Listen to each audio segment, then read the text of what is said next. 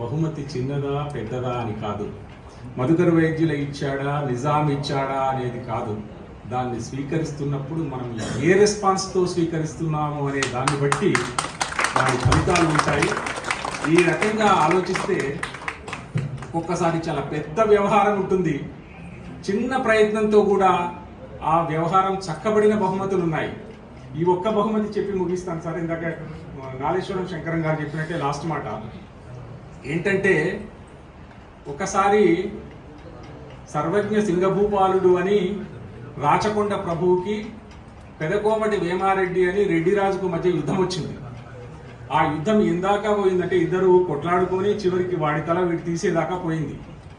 చివరి నిమిషంలో సింగభూపాలుడు పెదకోమటి వేమారెడ్డి తల నరుకుతూ ఉన్న క్రమంలో ఎందుకో జాలేసి ఈయనని చంపాలన చచ్చిపోయినట్టే అయిపోయిందని వదిలేసి వస్తాడు. వచ్చేటప్పుడు అతనికి పర్సనల్ వెపన్ నందికంఠ పోతరాజు అని ఒక ఖడ్గం ఉంటుంది ఆయన దగ్గర. ఆ ఖడ్గాన్ని లాక్కొస్తాడు. ఈ ఖడ్గాన్ని లాక్కొస్తే ఎట్లా అంటే మన పర్సనల్ అంటే మన శిరస్సుని ఖండించినట్టే లెక్క అని అనుకునే ఒక ఫీలింగ్లో పడిపోతాడు. పెదకోటి వేమారెడ్డి మంచం పడతాడు 3-4 రోజులు.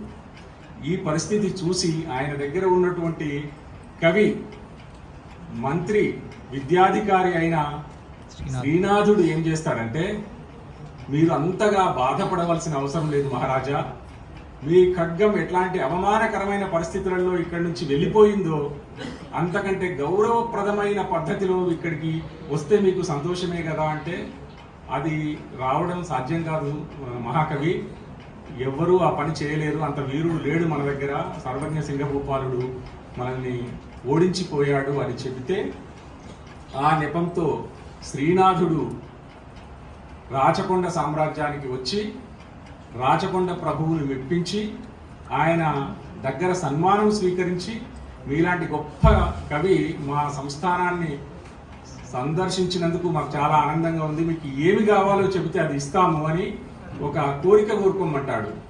ఆయన కోరిన కోరిక నందికంఠ పోతరాజును మాకు రిటర్న్ ఇవ్వమని కోరుకుంటాడు. మారు మాట్లాడలేక చాలా సగౌరవంగా దానికి పూలను చుట్టి ఈయన చేతిలో పెడతాడు. ఈ పూలలో చుట్టినటువంటి నందికంఠ పోతరాజు అనే ఖడ్గాన్ని తీసుకుపోయి పెదకోమటి వేమారెడ్డికి బహుకరిస్తున్నప్పుడు ఇంతకంటే గొప్ప బహుమతి ఈ ప్రపంచంలో ఇంకేదీ ఉండదు అని ఆయన చెప్పాడు.